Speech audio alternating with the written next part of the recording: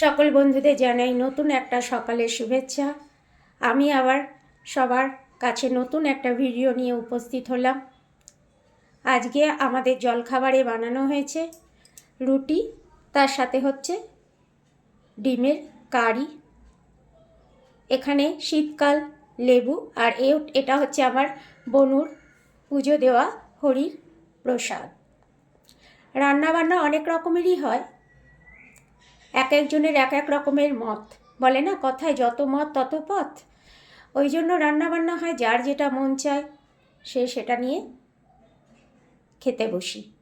তো যাই হোক, আমার মনে হয় ভালোবাসাটা কি, ভালোবাসাটা কখনো কোনো কারণ থাকে না, আবার কখনো কোনো কারণ থাকে, তবুও মন তাকে বারবার বেছে নেয়। অবশেষে যদি প্রশ্ন আসে আমার মনে ভালোবাসি কেন, তাহলে আমার কাছে উত্তর হবে একটাই,